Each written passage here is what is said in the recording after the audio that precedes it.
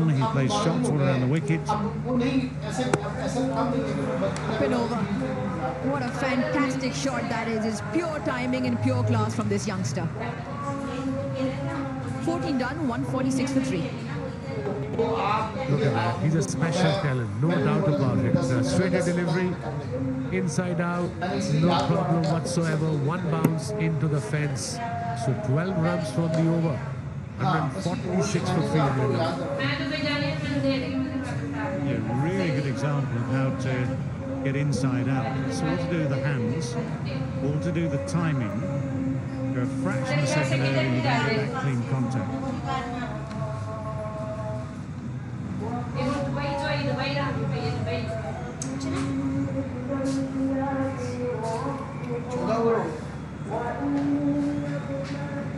Yeah, England's racing away with this. 146 in 14, 6 overs to go. There's plenty of high-rise buildings in that graphic. Milan 42, he's racing away with this. Looking is there, upping the ante. So glorious cover drive up and over. Giving a ring with the last ball of the previous over. The speedster Snell comes back into the attack.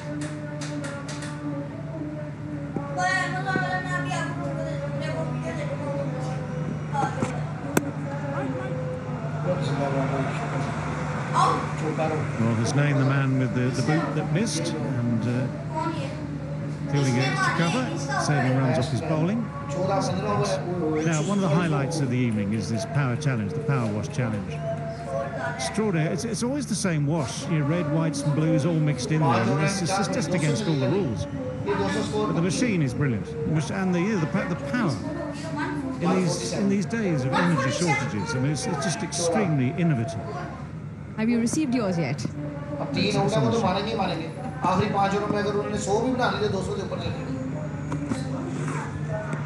he went for that. He backs himself to play that shot. He'll feel he missed out on connection. With a fine leg up in the circle, the shot was on.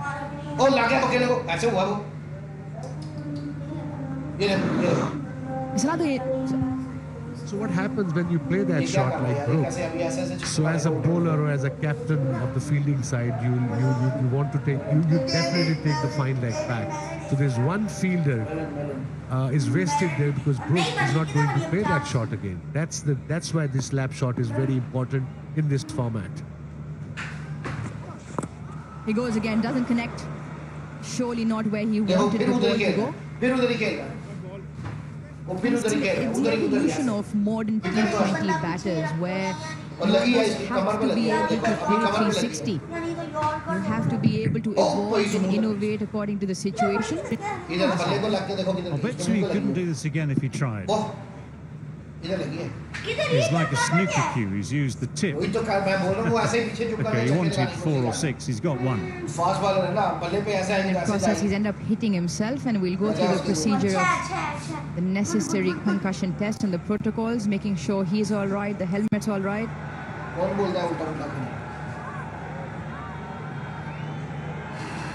He'll be fine.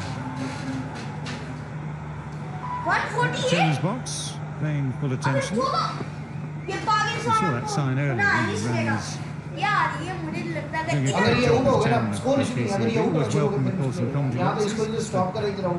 Come and join us at some stage. But this has been a real success. I mean, one thing I'd like to say is it's been a fantastic success to get this tour up and running, bring them to come and play these 7 matches for the various boards, the 2 boards to build bridges. And so that has all gone exceptionally well, which is very, very good news. And of course, just to remind everyone that the Test team will be here in December for those 3 Test matches as well. And continuing to build relations between these 2 countries and these 2 cricket boards.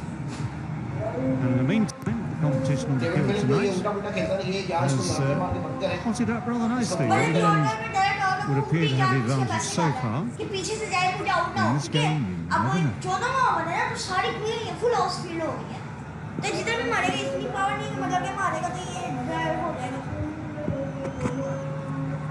Short and effective. We haven't seen much of that tonight. Was a little bit input on that. short deliveries are very important. You can't be just predictable as a fast bowler. Look at this. He wasn't expecting it, Malan, and dot ball. Especially early on, you take a chance as a bowler like Wood did against Pakistan a couple of games he played. He rattled them with a short delivery, and the Pakistani bowlers got pace. I mean, last delivery was 140 kilometers an hour. Hasnain's got the pace. Still young into his international career. You see him wanting him to do a little bit more of that. Good glove from Rizwan, stopped a certain boundary. And like you mentioned, was you want to rattle the opposition batters. You mentioned Wood did it to Pakistan twice in a row when he played the 2 games. And with somebody who's got pace, you want him to unleash, almost, especially with the new ball, want him to try stuff. Nothing is happening. That should be the plan B. At least 1 and over. You have a chance. Okay, you might get hit for 4 or 6, but at least you have a chance to get a wicket as well. That's the gamble you got to take as a bowler.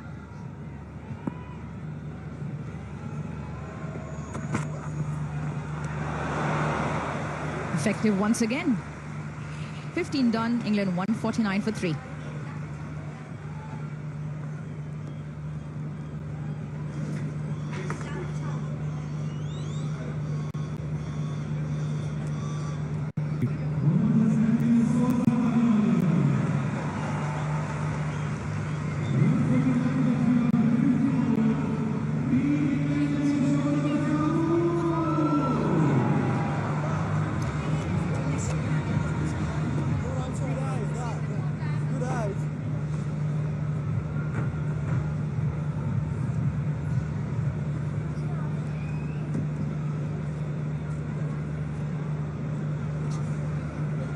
Malan, the mainstay for England at the moment, 43 from 29. Some nice cameos from all of England's batters so far. And Pakistan have just kept chipping away. This partnership now 48 from 32 between Brook and Malan. Haris Ralph back into the attack. He has been superb. None for 13 from 2 in the midst of the carnage in the power play.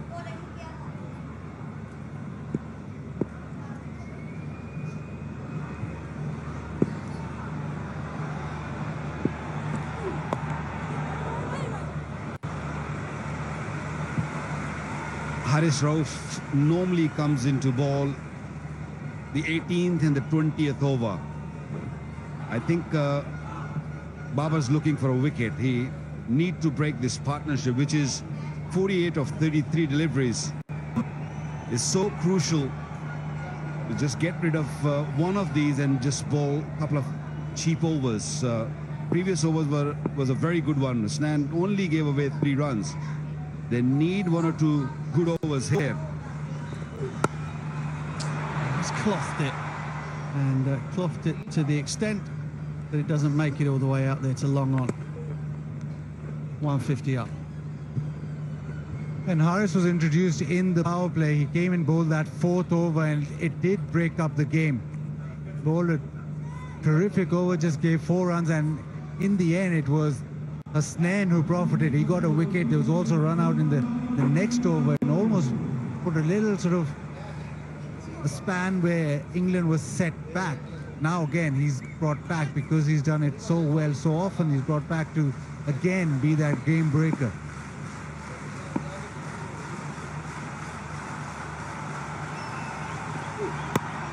Slower ball, and that has gone straight up in the air.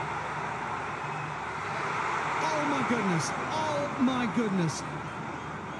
Babar had brought Haris Ralph back on early to pick up the wicket. Ralph very nearly provided it for him, but the skipper's grasped an absolute dolly. How good was the delivery? A very good slow delivery.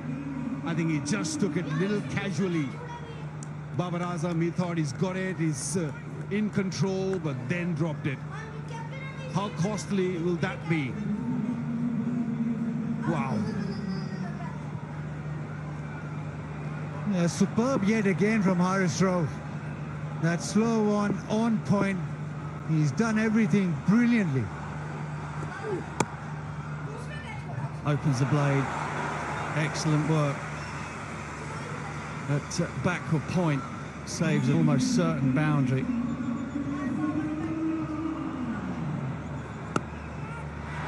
Not the first time Baba's been guilty. Dropped down Milan on 29. And this will really hurt him. It'll sting Pakistan because, as Wakar was saying, he brought Haris Rauf back on expressly to take a wicket here, to try and stop England in their tracks before the final charge. And the plan almost worked.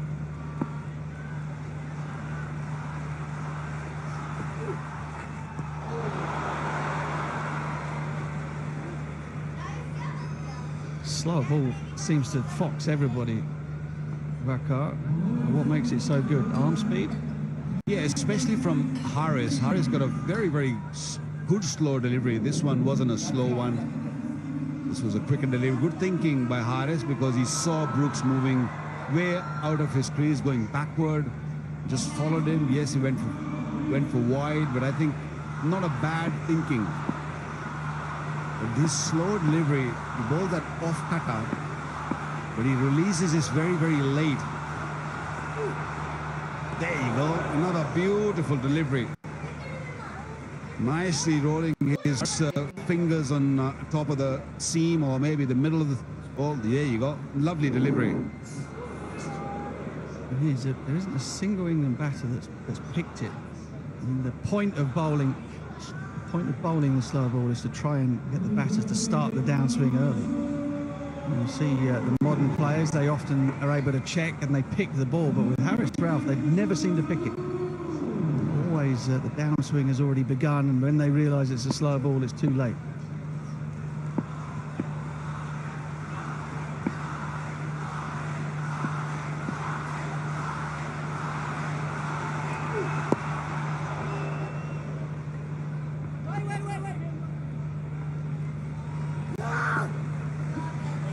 Scream of anguish from somewhere on the ground. It might have been Baba. 154 for 3.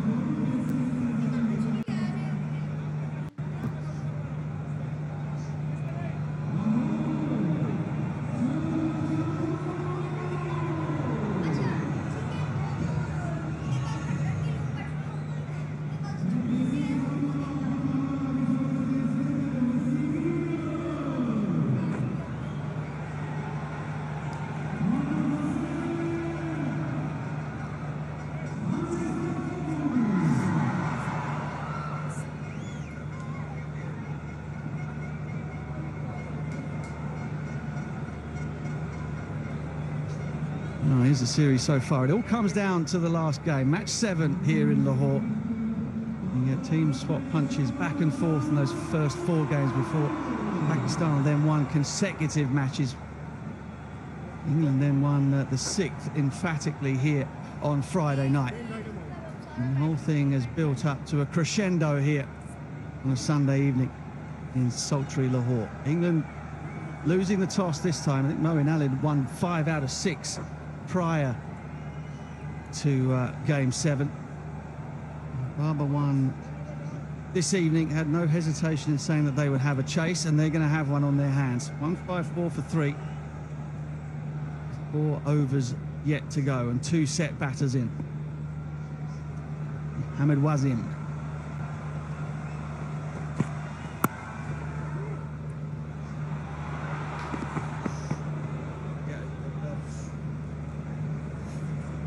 Yeah.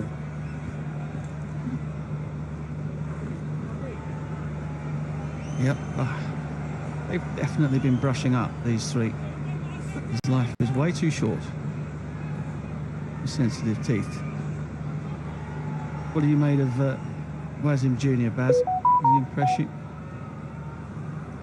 He keeps coming back. He's got a great temperament in the way that he does get hit, but he keeps coming back. He knows his strengths is that Yorker and the slow one, and I think he's one of the guys Pakistan look to close out innings. Haris Rauf, yes, that box is thick. Up and over. He's just got enough of that, Dawid Malan, and he rather scythed it over the top of extra cover. It was a good effort in the end because the ball was quite full and he had to get underneath it. Another boundary for the England left-hander. Don't go there, Wasim, because that's his zone. That's the area he really likes. He likes to play cover drive. He likes to go over the top, and when you give him the ball in that region, you're asking for trouble. That's beautifully hit. He should have just learned it from Haris. 50 up for Dave Milan. It's been a relatively lean series for him, given his high standards. But that is a welcome one in a big game here. 13th in T20 internationals to go with a century. And he has been England's Mr. Consistent. And the strike rate isn't bad either. Muted sort of celebration. He knows that now is the time to really keep going and up the ante. Last couple of overs, Pakistan have kept England quiet.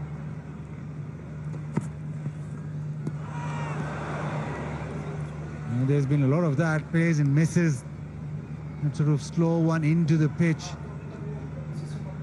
Yeah, it's the first time, I think, in the series when Harry Brook has been there for any length of time that he's showed any sort of frustration or a struggle to find the middle of the bat. Now, there is a man who hasn't struggled to find the middle of the bat. Mohammad Rizwan, 315. Babar Azam, 281. So much will rest upon their shoulders in the run chase.